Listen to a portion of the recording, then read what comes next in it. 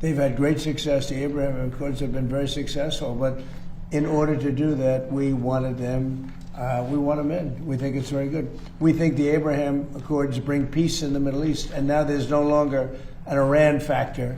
There's no longer Iran to worry about because they've been reduced in terms of their capability and power by manyfold. Thank you. Senator John Thune has suggested that if the White House thinks that there are votes to pass the Save America Act, you should be picking up the phone. Who are you with? I'm with the Washington Examiner, sir. Could you be doing more to help that legislation pass? Well, I do more. I got 3 congressmen, maybe 4, to settle, to send it to the Senate. We got the vote, as you know, in Congress. I got a call from Mike Johnson, who's fantastic.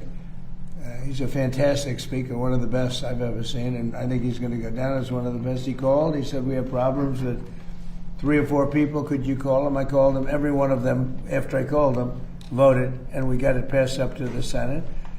And I'd certainly be willing. I mean, he's got 4 or 5 people that are very difficult. A couple of them I put out of office, so I understand how it feels. I mean, they're doing the wrong thing. Look, who cannot approve voter ID?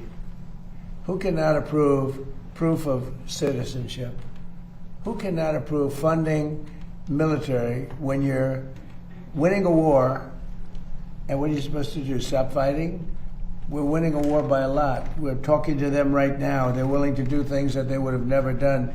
Other presidents should have done this a long time ago. They say 47, but now it's actually 50 years. We've been saying 47 for 3 years. So it's 50 years. For 50 years, they should have done it. But who wouldn't approve voter ID?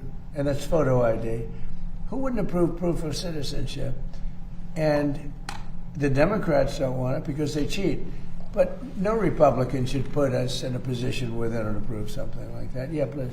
And then earlier today, you reposted Lara Loomer's interview with President Zelensky. What do you make of growing MAGA support for the war in Iran, or war in Ukraine? Sorry. Well, I think they support what I support. We just had a complete win in Arizona. The young gentleman who's Harry Enton, I believe his name is, the pollster, said Trump's 100% favorable. He gets everybody endorses wins, which is pretty much true. Everyone I endorse, just about, wins. So there seems to be a natural bond between me and MAGA, but I'm the one that created MAGA, and I know what MAGA wants better than anybody else. MAGA knows what MAGA wants, and MAGA is very happy. They want to see this done, and they're not going to be happy if it's not done. Make America great again. It's all about make America. We started that a long time ago. But the concept of not approving voter ID or not approving proof of citizenship, and I won't even get into the ballot thing because, we'll hold that maybe for another time. I think the two are 97, 98% issues. I think the ballots are 75% issue. But even at 75, they should do the ballots. The ballots are in many ways more important than even the first 2. But they're a little more controversial because some people don't want to go and vote. But most great Americans want to go and vote. The corrupt ballot stuff that you saw that with the recent election in Los Angeles, the mayor's election, where the young guy, I don't know him, I came to the office recently after he lost, and they find all these ballots all of a sudden out of the... They came down from heaven, hundreds of thousands of ballots. Isn't it wonderful? He had no chance of losing, Spencer Pratt. He had no chance. He was going to be in second place or first place. But, I saw it happen. I said, he's not going to win. He had to beat somebody. He was way up on a person that nobody ever heard of, a young woman who nobody ever heard of. She cried that night that she lost. But all of a sudden, time went by, and the election's long over. And I heard a report that Spencer Pratt's not doing that well. I said, watch, he's going to lose. And he lost. It's crooked. We have crooked elections in some places. President Trump, today it was announced LeBron James has decided that he wants his next team to be the 76ers. Where do you stand on LeBron versus Michael Jordan as the best ever? Well, Michael Jordan's a guy that's a friend of mine. Play golf with him. He's a really good guy. And I think LeBron is, maybe he's a racist. but maybe he doesn't like Trump. I don't know, but I only like people that like me.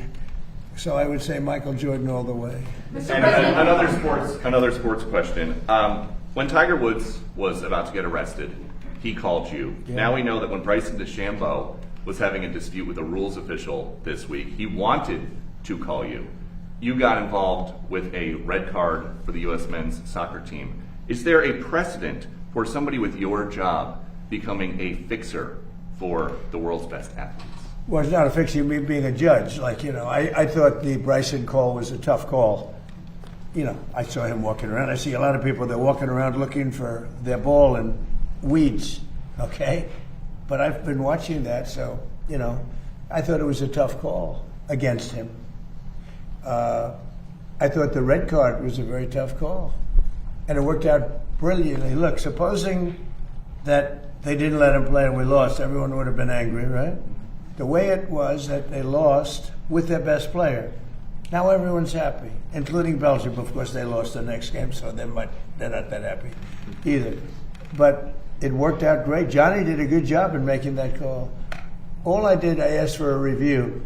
I thought that call was not a good call. Mr. President, the White House responded Tariffs today. Mr. President, your administration announced new tariffs today, and you did a post earlier also about a probe against the EU.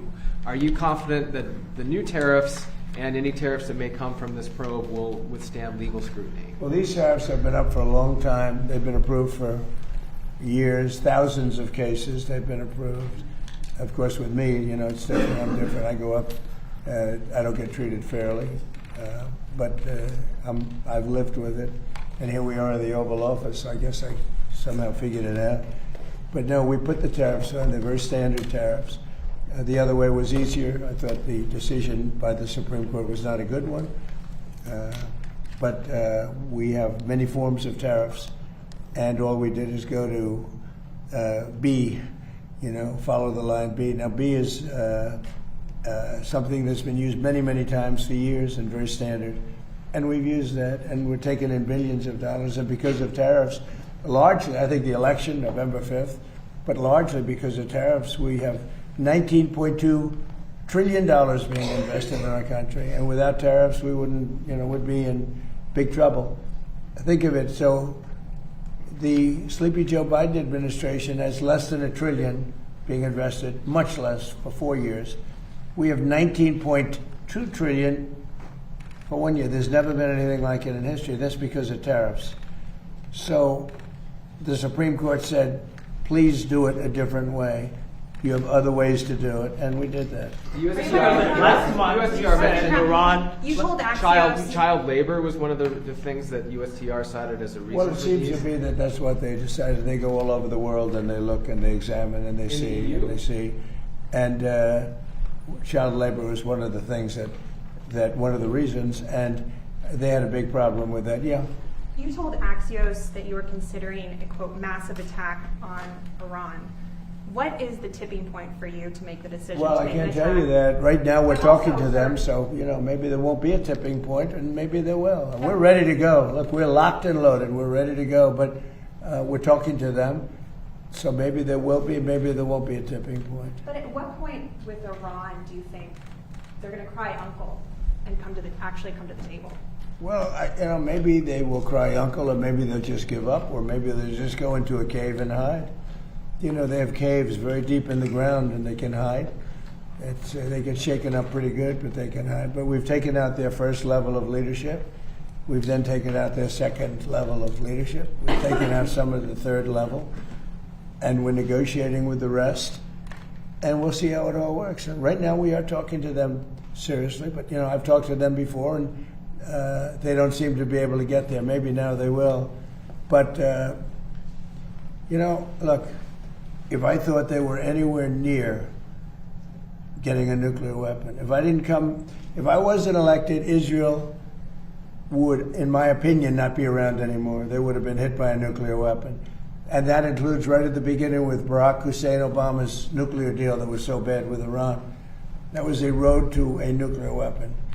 And maybe even more so, the B-2 bombers. If that plane right there, that beautiful plane, the wing, It carries the largest bombs in the world. If that bomb didn't go over their 17-hour flight, and it hit every one of those bombs, hit their target, and the target was an air shaft at 2 o'clock in the morning. It's hard to believe, right? Going at very tremendous speeds. Every one of them hit and blew it to hell. If that didn't happen, they would have had a nuclear weapon, and there would be no Israel. If I wasn't here, if I wasn't president, there would be no Israel, and there probably would be no Middle East. And you saw that when they shockingly started shooting at everybody all over the Middle East. If they had a nuclear weapon, they would have used that. There might not be a Middle East as we know it today, but there definitely, in my opinion, there would not have been an Israel. Thank you very much, everybody. Thank you. Thank you.